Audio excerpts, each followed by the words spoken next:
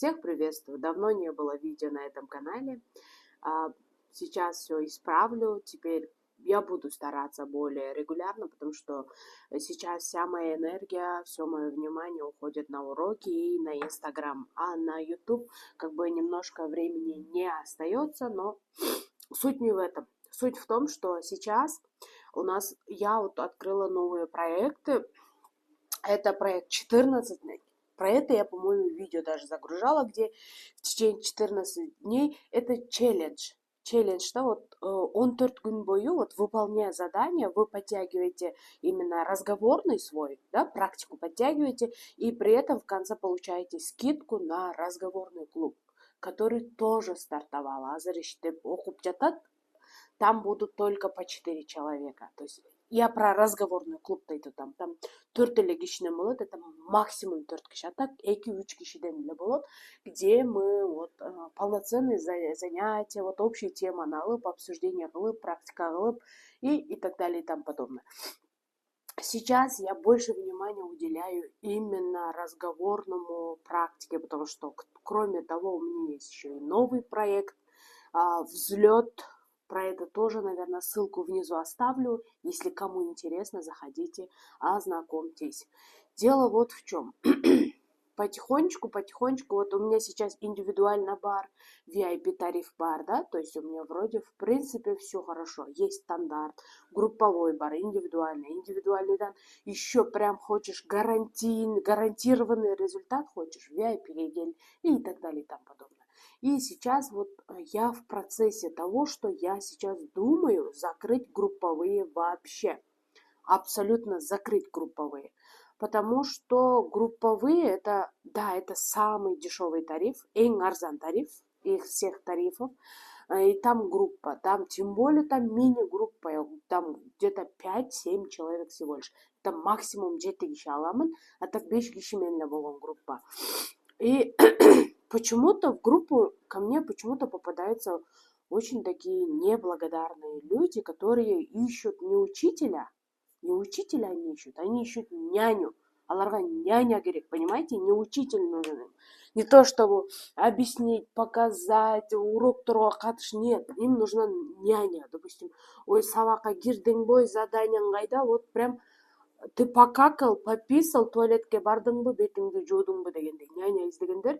И вот, допустим, элементарная группа, маленькая, там 5 человек, 5 киши бар. И пару человек, 1-2-3 киши, может быть, даже, они просто, вот, допустим, обучаются эң арзан тарифте окуйт, и при этом вот вообще они не заморачиваются, заданияны аткарат, практикалык сабакка кирет, и аягында вот шикарный результатты алып, ол говорит, ну, спасибо, мен мындай деп ойлогон эмесмин, типа, рахмат, бак, кээ бирлер рахмат деле айтпайт, но, в общем, результатты алып басып кетет. Понимаете? А есть еще пару типов людей, которые... Вот один пример. Недавно у меня была группа. Когда вот группа, мен даже индивидуально дагы няня болбойм. Я говорю, задание выполнили?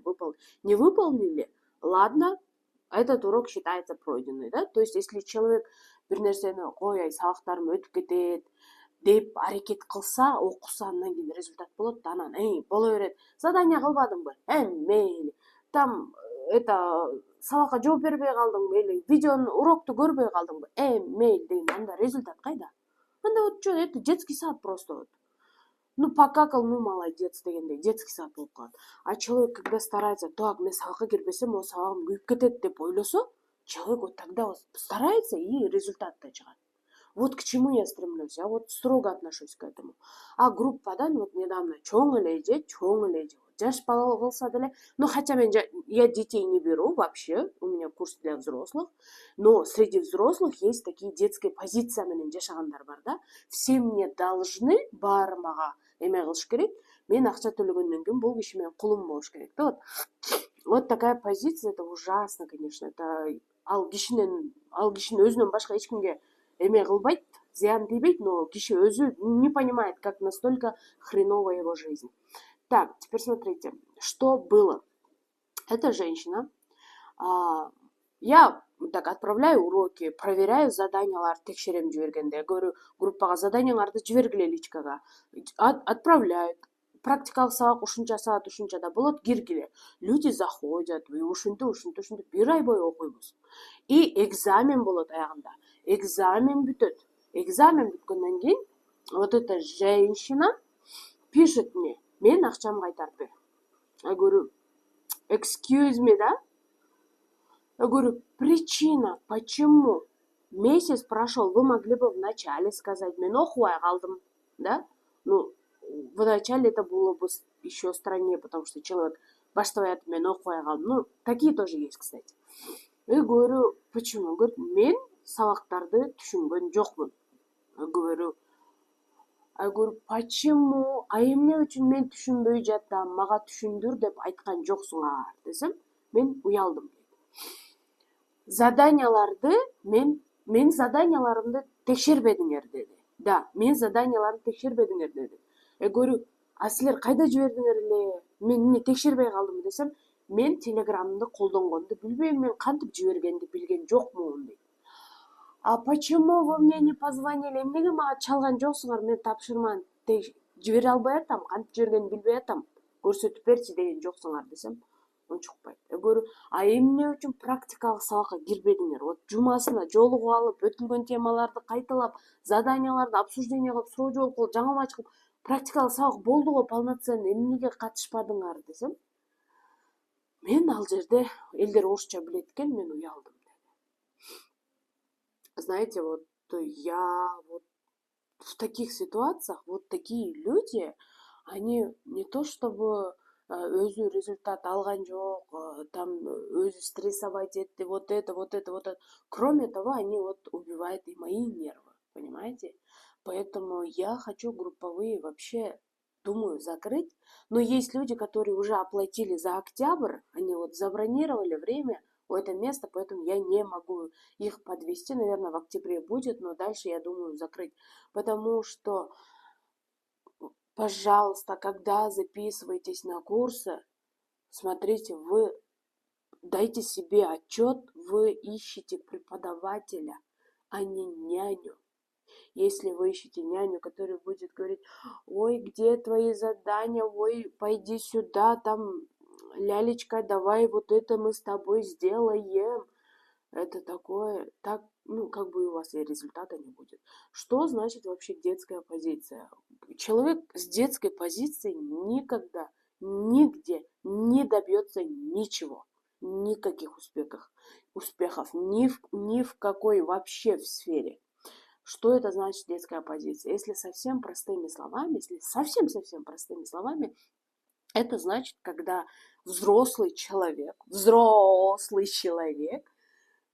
вот здесь как ребенок. Ребенок, он какой? Ребенок, он не знает, откуда берутся деньги, как это зарабатывает. Он знает, что родители ему должны купить мороженое, он хочет велосипед, он хочет это. А если не даешь ребенку то, что он хочет, он что делает? Он обижается. Он обижается, истерика, плачет. Это значит, когда уже взрослый человек ведет себя как ребенок, да? Он просто хочу, но взамен ничего не хочу давать. Өзім әрекет қылғым келбейді, но сен мага баарыны бер. Дай мне все, а я взамен ничего. Это детская позиция. Взрослая позиция. Я хочу результат, я буду стараться, чтобы получить этот результат. Во, супер. Вот то, что... Вот взрослые люди, подходите ко мне. Я вас очень быстро научу. У меня есть методики, которые работают, которые люди, уже столько людей получили результаты. Я говорю себе, уверенно говорю, у вас получится результат, но если вы взрослый человек, и внешне, и внутренне, понимаете, что вы понимаете, что когда человек старается, человек получает результат. Не потому, что заплатил деньги. Если бы было бы так, я бы заплатила деньги, залга төлөп туруп, я бы лежала дома и худела бы. Нет, акча төлөгөндөн сырткары мен залга барып заниматься, я же что-то должна делать, чтобы похудеть. Ну, надо бы уже. А ребенок хочет, ну, мен ақша, типа, бердім, теперь дай мне, дай. А я ничего не хочу делать. Поэтому, пожалуйста, выходите из детской позиции. Это вам мешает. Это мешает вам расти, развиваться, добиваться хоть чего-нибудь в вашей жизни. Извините за резкость.